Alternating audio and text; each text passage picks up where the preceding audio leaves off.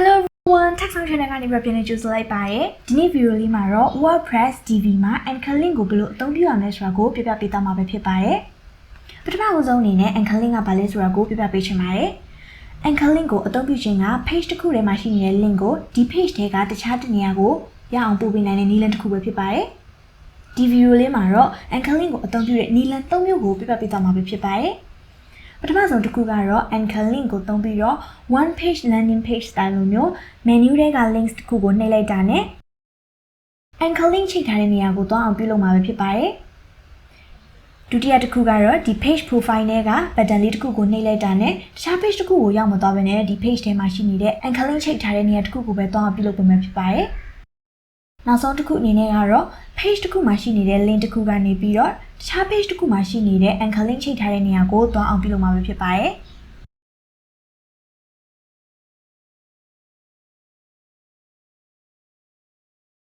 anchor links တွေက ID တွေကိုအသုံးပြုတာပဲဖြစ်ပါတယ်ပထမဦးဆုံးအနေနဲ့ enable visual builder လေးကိုနှိပ်လိုက်ပါမယ်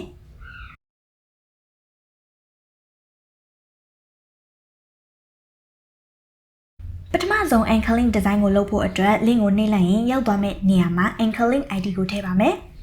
services 1ကိုနှိပ်လိုက်ရင် anchor link 1ကိုရောက်သွားပြီးတော့ services 2ကိုနှိပ်လိုက်လို့ရှင်တော့ anchor link 2ကိုရောက်သွားဖို့အတွက်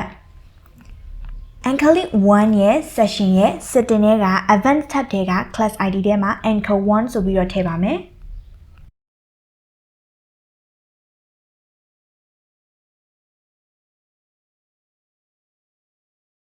anchor 2အတွက် anchor 2 session ရဲ့ setting တွေက advanced tab တွေက class ID ထဲမှာ anchor 2ဆိုပြီးတော့ထည့်ပါမယ်ပြီးတော့ရင် easy visual builder ကိုပြန်နှိပ်ပါမယ်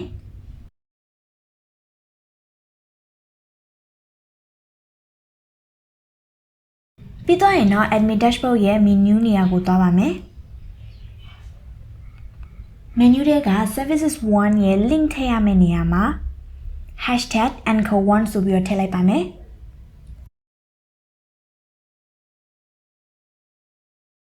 link ဖြစ်တဲ့အတွက်ကြောင့်မို့လို့ anchor 1ရဲ့အရှိမ hashtag ထည့်ပေးရတာပဲဖြစ်ပါတယ် services 2အတွက် link ထည့်ရမယ့်နေရာမှာလည်း #anchor2 ဆိုပြီးတော့ထည့်လိုက်ပါမယ် save menu ကိုနှိပ်လိုက်ပါမယ် menu ကို save ပြီးသွားရင်တော့ Divi ထဲက themes option ထဲက integration ရဲ့ body tag ထဲမှာ script တွေကိုရေးပါမယ်ဒီ script တွေကိုတော့ description box ထဲမှာထည့်ပေးထားမှာပဲဖြစ်ပါတယ်ပြီးတော့တဲ့အခါမှာတော့ services 1ကိုနှိပ်လိုက်ရင် anchor 1ကိုသွားမှာဖြစ်ပြီးတော့ services 2ကိုနှိပ်လိုက်ရင်တော့ anchor 2ကိုသွားမှာပဲဖြစ်ပါတယ်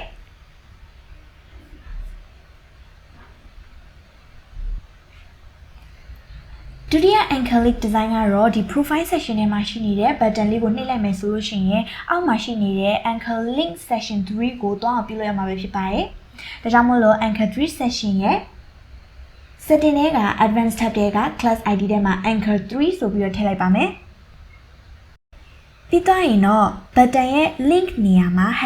#anchor 3ဆိုပြီးတော့ထည့်ပေးရမှာပဲဖြစ်ပါတယ်။ save လိုက်ပါမယ်။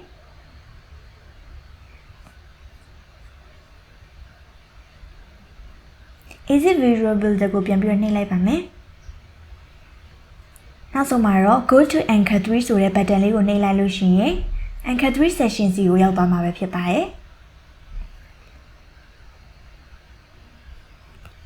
နောက်ဆုံး anchor link design ကတော့ဒီ web page ထဲမှာရှိနေတဲ့ link တစ်ခုကနေပြီးတော့နောက်တစ် page တစ်ခုမှာရှိနေတဲ့ anchor link ID ထည့်ထားတဲ့ session တစ်ခုကိုသွားအောင်ပြုလုပ်ရမှာပဲဖြစ်ပါတယ်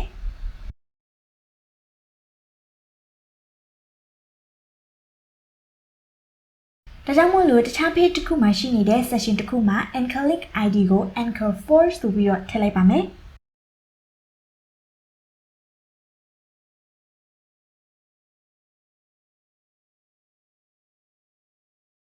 save ပြီးတော့ easy visual builder ကိုနှိပ်လိုက်ပါမယ်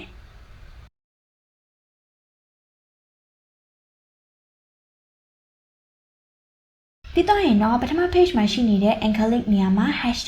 #anchor 4ဆိုပြီးရေးရမှာပဲဖြစ်ပါတယ်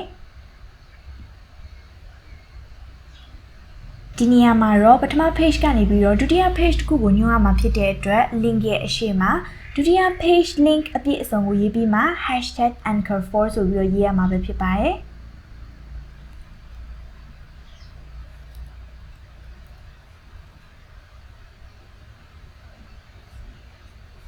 ပြီးတော့ရင် save ပြီးတော့ exit visual builder ကိုနှိပ်လို့ရပါပြီ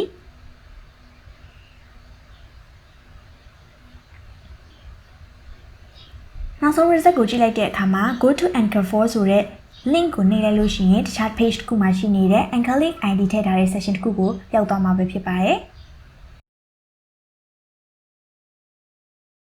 ဒီဗီဒီယိုလေးကိုဆုံးဖြတ်ကြည့်ပြီးလို့ကျေးဇူးတင်ပါတယ်ဒီဗီဒီယိုကနေပြီးတော့ WordPress Divi မှာ anchor link ဘယ်လိုသုံးရတာတွေအပြင်ကိုမှ WordPress admin dashboard design ကိုဘယ်လိုပြောင်းအောင်လဲဆိုတာနဲ့ Divi builder သုံးပြီးတော့ဘယ်လို web page တွေဆောက်အောင်လဲဆိုတာကိုသိချင်တော့ description ထဲက video link လေးတွေကိုဝင်ပြီးတော့ကြည့်ရှုနိုင်ပါတယ်